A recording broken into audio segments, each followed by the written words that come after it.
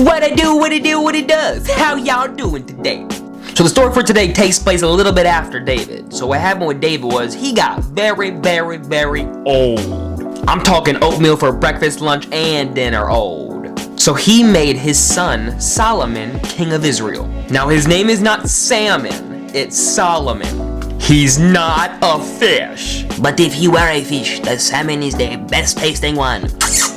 And because he was king, Solomon had a lot of choices to make about how he would rule over the people. You know what they say. With great power comes great responsibility. And Solomon wanted to be a good king by making good choices. And he knew that making good choices would please God. It's like pleasing the best boss ever. If God told Solomon to go vacuum the driveway, he would. If that's what the Lord wants. Now sometimes Solomon, he would just look out at the people of Israel. And he would think to himself,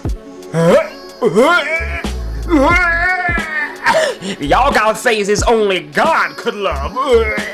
Just kidding. He would look at them and he would think about some of the decisions that he had to make. And he would think about what the good choices were. For example, should I make a joke calling the Israelites ugly? He was worried that he might not always make good choices. Well, daggone it, he should have just stayed a teenager forever. They know everything. Now, one night when Solomon was resting, God spoke to him. God gave Solomon another choice to make. He's just feeding coal to the fire. But God asked him something he was not expecting. God said, "Ask for whatever you want me to give to you." Now that's a pretty big daggone opportunity. Now Solomon could have asked God for all the money in the world. He could have asked God that he could live a long, long time. And he could have asked God to make his friends stop calling him Salmon. But Solomon did not ask for any of these. Solomon said to God, "Make me wise, so that I may rule over your people and tell the difference between right and wrong." Solomon asked God to make him wise so that he would make the right choices. The choice to ask for wisdom was already a fantastical choice. He's on his way there. God was so pleased with Solomon's choice. God said, "I will give you a wise and understanding heart." God made Solomon so daggone wise that there has not ever been someone as wise as Solomon, except Jesus. And there will never be a person as wise as Solomon. He will always be known as the wisest person ever. Yeah, I don't mean to burst your bubble there, but Solomon's smarter than your mommy and daddy. And on top of this, God was so pleased with Solomon that he gave him more than he asked for.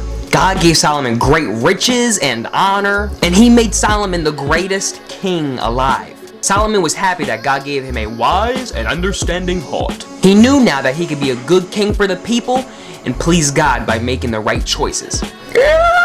I think the message of the story today is that the power of discernment and wisdom is extremely important in our walks with Christ. Every day we make choices that could either help us or hurt us. We need to humble ourselves to the fact that we do not know everything and that we need God's help in every situation, every choice. Now, I'm gonna be honest with you guys, this is something that I struggle with. Sometimes I feel like I know what's best for me in a certain situation, and then I'll go on ahead and make a stupid decision just because I was being selfish. I need God in everything I do, and so do you. And God is not a crutch. He is all-knowing and all-powerful. Why would we not want his help? Well, I hope you enjoyed the story today, and I pray that you understood the message. The message being that God is all-knowing and powerful. Turn to him in any situation, in every situation. He will be there with you. See you next week. God bless you, and I love you.